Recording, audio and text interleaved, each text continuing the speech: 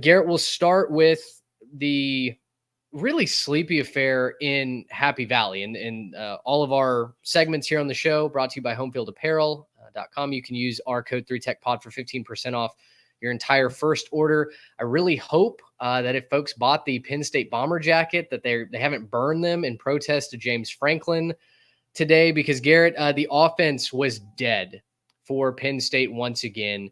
James Franklin continues to come up short in the big games, and whether it's ranked on ranked, whether it's against Ohio State, this man cannot win a big game. And honestly, shame on us for expecting anything to change.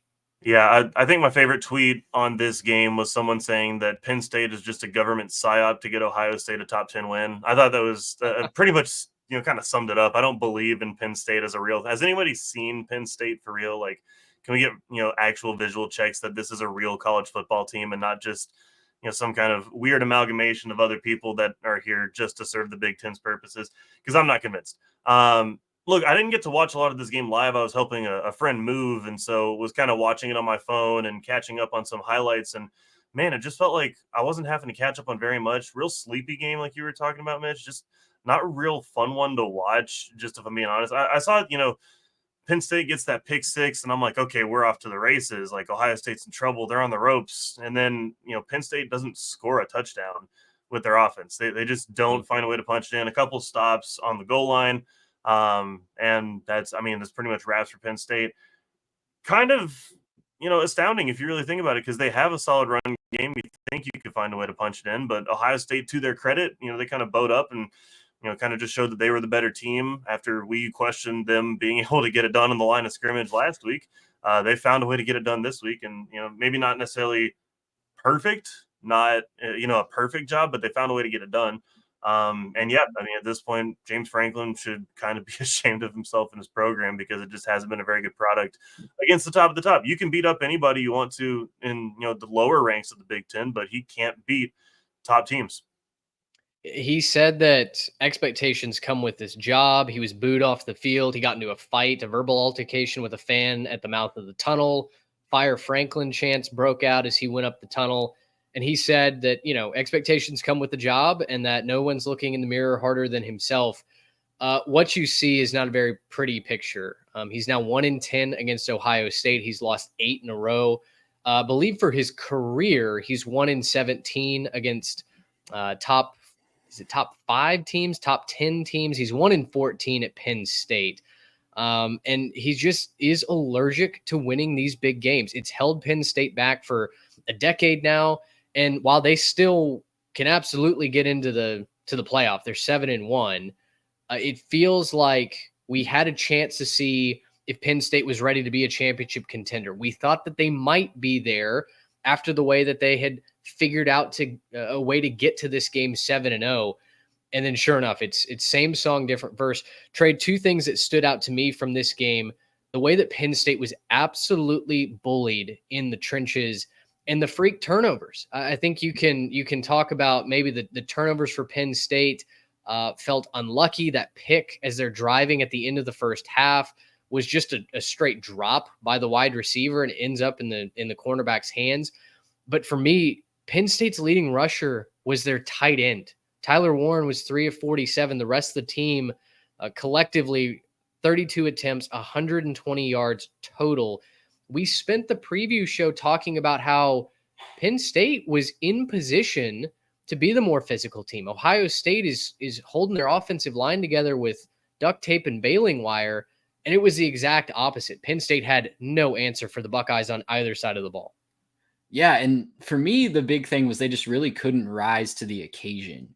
And Ohio State really gave them an opportunity to get back into this game and take control of this game early on. They had the pick 6 to put them up 10-0. You have the fumble out the side of the end zone, the touchback fumble, right? And then after that fumble, you go 6 plays and have to punt, don't even cross midfield or stall out around midfield.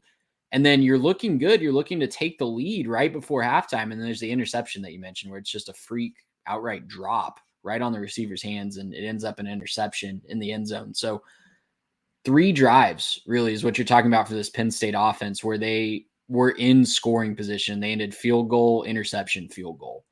Not going to get it done against most teams from a power conference, let alone the number 4 team in the country, the Ohio State Buckeyes. And on the other side of the ball, we highlighted really an issue that Ohio State was having running the football. They kind of rectified that today a bit. It wasn't explosive always. It wasn't, running for 10 to 15 yards of play or anything crazy like that, but it was 4.5 a carry, establishing the run, dominating the line of scrimmage of that, and really controlling the game from the point of attack on the offensive side of the ball as well. When you talk about how many offensive line issues they were having, they were down their number 1 blocking tight end as well. That's a really impressive statement from the Buckeyes to go in and say, nope, we're still Ohio State. We're going to run the football and we're going to control this game. And our defense is going to keep Penn State at bay. We're not even really going to be threatened by them to the point where we feel like we need to be extremely explosive or do anything crazy on the offensive side of the ball. We're going to keep them at arm's reach. We're going to trust our defense, and we're going to do just enough on the ground game to really salt this one away. Yeah, Andy Kotelnicki came into this game, and you felt like he was an X factor for Penn State. Finally, they have an explosive offense. First drive was good too, right? The scripted drive was great, but it's that meme that we all love to see. Like, now let's see the unscripted plays.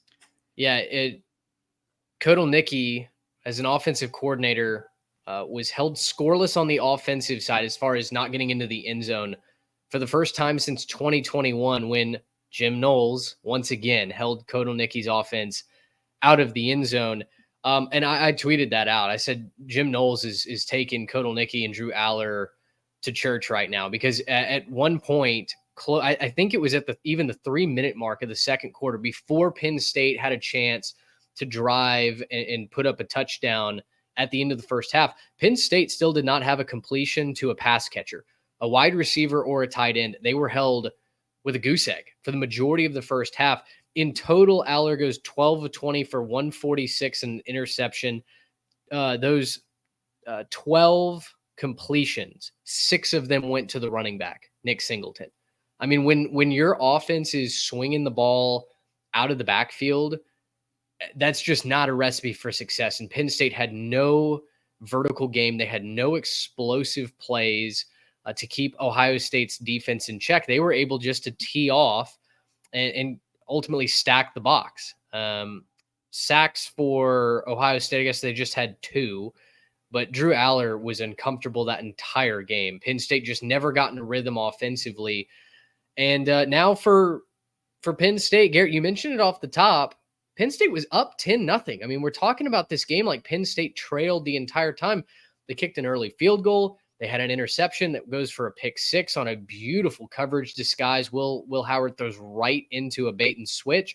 And Penn State's up 10-0. But, guys, you dig into James Franklin's career, of the 1-14 record that he has against top 5 teams, 7 of those losses he's blown double-digit leads, and 3 of those 7 have come to Ohio State. I mean, this was literally the same script that we've seen time and time again, where James Franklin and Penn State jump out to an early lead, and then they just let the game plan go to the mud. And, credit to Chip Kelly. I thought he schemed up some nice calls. Will Howard was slinging easy completions. They had good motion.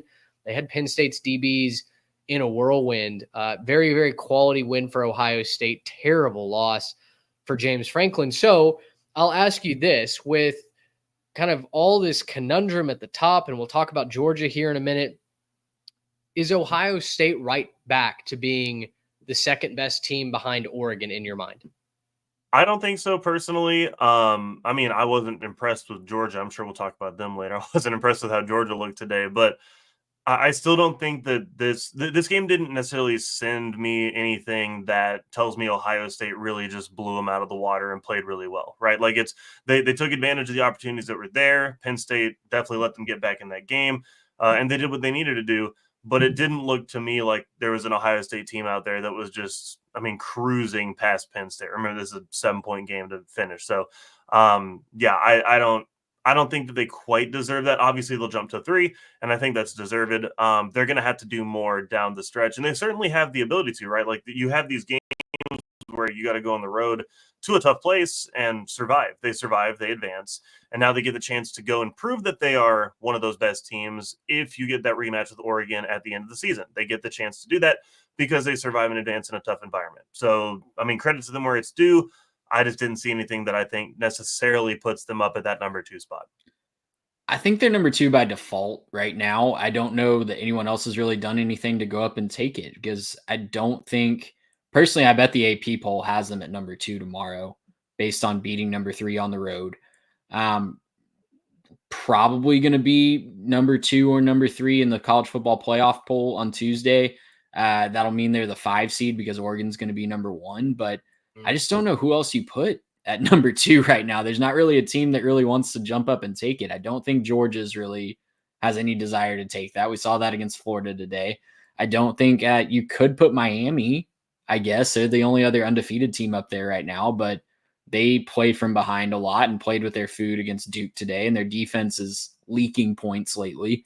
Texas lost the only game they've played against a comparable competition, and Tennessee finally scored in the first half today for the first time since September 21st. So I don't know who else you put there other than Ohio State right now. So they're just kind of locked into that 2 spot by default. Well, so Georgia's at number 2 right now. So you'd have to have. They're going to get jumped, though. I think really they're going to get jumped. Yeah. Okay. I think Ohio State probably comes in at number 3, but I do believe that they're the second best team in the country right now. And we'll talk about Carson Beck in Georgia in just a minute. Yeah, we'll talk about that in just a minute. But the Georgia Bulldogs are not the same Georgia team that we've grown accustomed to. So, yeah, good win for Ohio State. I thought they felt like they were in control. Once they came back and took the lead, I felt like, okay, Penn State's not capable of winning this game. Nothing that I saw on the field led me to believe that Penn State was capable of mounting a comeback. The offensive play calling, especially in the red zone, oh my goodness. Twice, Penn State gets stuffed on goal-to-go situations. They come away with no points. They had 4 red zone possessions. They get 6 points, 2 field goals out of it. Just an embarrassing offensive effort from Penn State, and a lot of credit, I think, to Jim Knowles, the defenses that he drew up, and the way that Ohio State's defensive line just refused to bend, and certainly didn't break in this one. Gracious him! How about